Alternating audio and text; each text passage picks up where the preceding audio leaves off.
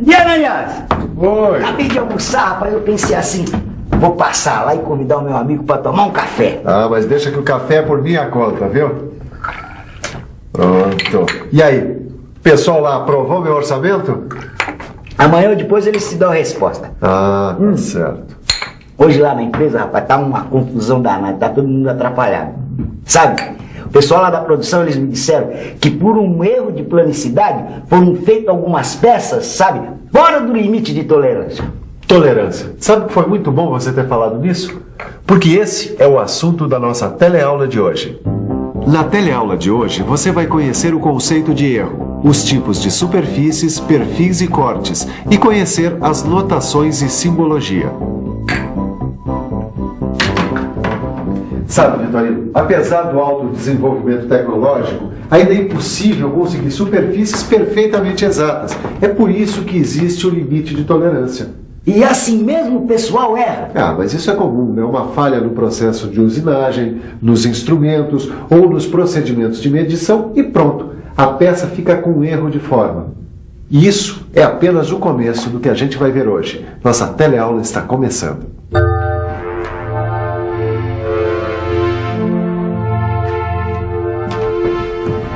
Tem uma coisa que a gente precisa conhecer para entender a tolerância. Ah, já sei. A minha sogra.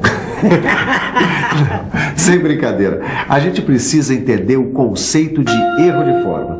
O erro de forma corresponde à diferença entre a superfície real de uma peça e a superfície geométrica. Olha aqui. A forma desse cilindro será aceitável quando cada um de seus pontos for igual ou inferior ao valor da tolerância dada pelo desenho. E como é que a gente descobre se a forma está correta? Medindo. A diferença de forma tem que ser medida perpendicularmente à forma geométrica teórica. A gente tem que tomar cuidado para que a peça esteja corretamente apoiada no dispositivo de inspeção, para não se medir um valor falso. Miguel, essa daqui é a peça com erro de forma? É, um erro de forma, ele pode ser ocasionado por vibrações, imperfeições na geometria da máquina, defeito nos mancais, árvores, etc. Eu posso saber como é que o Sherlock aí descobriu esse erro de forma? Bom, esse erro, ele pode ser detectado com essa régua de controle.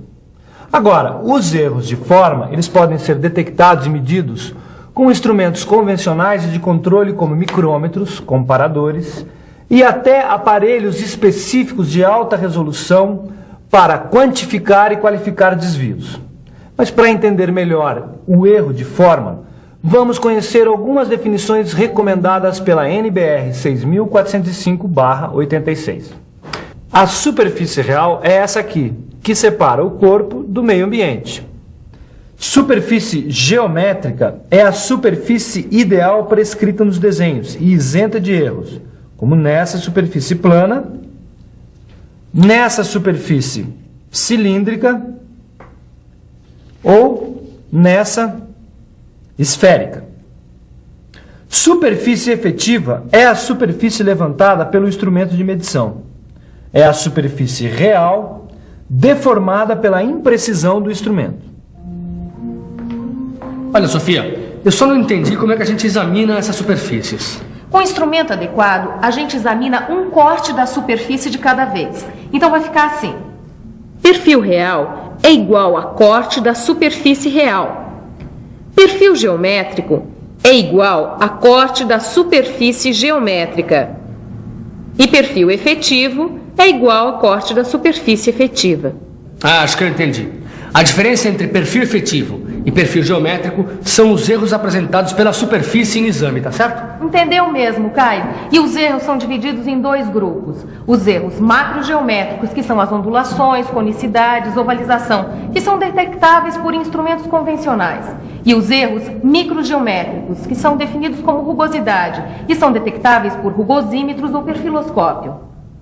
Agora, Vitorino, a gente vai ver uma coisa fundamental quando o assunto é tolerância: notações e simbologia. Dá uma olhada nessa tabela que vai ser muito útil pra gente. Características afetadas pelas tolerâncias. E tem alguns símbolos também Esta tabela, que você pode encontrar no seu livro de estudos, mostra para a gente a forma por elemento isolado, a orientação por elemento associado e a posição por elemento associado, e os símbolos para a interpretação dos desenhos. Retilineidade? Que diacho é isso? Retilineidade é a condição onde cada linha deve estar limitada dentro do valor de tolerância especificada. A retilineidade é representada por este símbolo. Se antes do valor da tolerância aparecer o símbolo do diâmetro, o campo de tolerância será limitado por um cilindro T. Olha, aqui fica fácil de ver o desenho e interpretar. Aqui, na representação desse eixo, a gente vê o campo de tolerância limitado por um cilindro T. Aí, o eixo de 20 milímetros de diâmetro deverá estar numa zona cilíndrica de 0,3 de milímetro de diâmetro. Agora vamos ver um outro exemplo aqui. Se a tolerância de retilineidade for aplicado nas duas direções de um mesmo plano, o campo de tolerância da superfície será de 0,5 de milímetro na direção dessa representação e 0,1 de milímetro na direção dessa outra representação.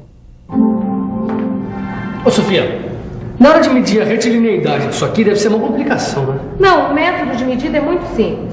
O relógio comparador, ele se movimenta sobre a superfície a ser medida. Tá vendo? Agora eu quero saber se você olhou bem no seu livro de estudos a tabela. Que símbolo é esse aqui? Esse aí é planesa, com certeza. Tá certo. E que objeto dentro do laboratório pode ajudar a gente a medir a planeza de uma peça? Ué, para ajudar a medir planesa só pode ser o desempenho. Acertou. Mas olha aqui para entender melhor. A planesa é a condição onde toda a superfície deve estar limitada pela zona de tolerância, compreendida entre dois planos paralelos e distantes de acordo com a tolerância. Bom, Ângela, para a gente não se embaralhar, é melhor a gente ir devagar com esse negócio de tolerância dimensional e planesa. Que nada. Isso é fácil, dá uma olhada aqui que é bico. Nesse desenho, por exemplo, quando não se especifica a tolerância de planesa, admite-se que ela possa variar, contanto que não ultrapasse a tolerância dimensional. Quer dizer, se eu receber uma peça como esta, o comprimento dela pode variar de 44 milímetros e 80 centésimos a 45 milímetros. É, isso mesmo. Se não for especificada a tolerância de planesa, o que vale é a tolerância dimensional. Olha, e você não pode reclamar, hein? Mesmo em peças abauladas como essa aqui. Nesta representação, a gente pode ver que a tolerância de planesa é independente da tolerância dimensional, especificada pelos limites da medida. Então, a zona de tolerância, ou planesa, pode variar de qualquer maneira dentro dos limites dimensionais e, mesmo assim, satisfazer as especificações da tolerância. É isso mesmo.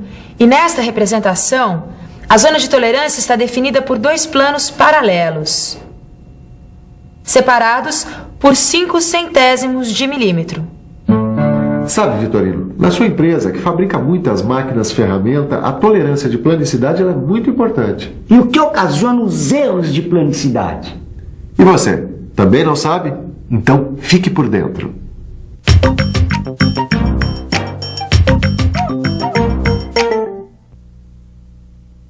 Os erros de planicidade acontecem por causa da variação de dureza da peça ao longo do plano de usinagem, desgaste do fio de corte, deficiência de fixação da peça durante a usinagem, má escolha dos pontos de locação e fixação da peça, folga nas guias da máquina e tensões internas do material. É importante a gente saber que as tolerâncias de planesa normalmente aceitas são de 1 a 3 centésimos de milímetro para torneamento, 2 a 5 centésimos de milímetro para fresamento e 5 milésimos de milímetro a 1 centésimo de milímetro para retífica. Agora a gente vai falar sobre circularidade. Circularidade é a condição onde todo e qualquer círculo ele deve estar dentro de uma faixa definida por dois círculos concêntricos, distantes no valor da tolerância especificada. O campo de tolerância em qualquer seção transversal é limitado por dois círculos concêntricos e distantes 0,5 de milímetro. E o contorno de cada seção deve estar compreendido numa coroa circular de 1/10 de milímetro de largura. Se o erro de forma estiver dentro das tolerâncias dimensionais, não será necessário especificar tolerância de circularidade, porque o erro pequeno não interfere na montagem e funcionamento da peça. Em alguns casos, como os cilindros dos motores de combustão interna, a tolerância dimensional não seria suficiente para garantir o bom funcionamento da peça. Por isso, é necessário especificar a tolerância de circularidade, que tem que ser estreita para evitar vazamentos. E como é que se mede a circularidade? Bom, o erro de circularidade ele é verificado em produção com um dispositivo de medição entre os centros. Se a peça não puder ser medida entre centros, a tolerância será difícil de ser verificada, por causa da infinita variedade de erros de forma que podem acontecer e pela dificuldade de se estabelecer uma superfície padrão para comparação. Geralmente, usamos um prisma em V e um relógio comparador, ou um relógio comparador que possa medir 3 pontos. A medição mais adequada de circularidade é feita em aparelhos especiais utilizados em metrologia. A linha de centro de giro é perpendicular à face da peça e passa pelo centro determinado por 2 diâmetros perpendiculares da peça. Para torneamento, o valor de circularidade vai até 1/100º de milímetro. Para mandrilamento, de 1/100º a 15 milésimos. E para retificação, de 5 milésimos a 15 milésimos de milímetro. Bom, Miguel, agora está na hora da gente falar sobre... Cilindricidade. Ah, como é que você adivinhou? Pelo símbolo. Ah. Bom, vamos lá. A cilindricidade é a condição em que a zona de tolerância especificada é a distância radial entre 2 cilindros coaxiais. A superfície considerada tem que estar entre 2 cilindros coaxiais, cujos raios diferem de 0,2 de milímetro. A circularidade é um caso específico de cilindricidade, no que se refere à seção do cilindro perpendicular à sua geratriz. A cilindricidade se divide em tolerâncias admissíveis na seção longitudinal do cilindro, que corresponde à sua conicidade, concavidade e convexidade, e tolerância admissível na seção transversal do cilindro, que corresponde à circularidade.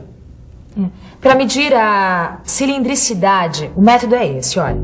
A peça é medida nos diversos planos de medida e em todo o comprimento.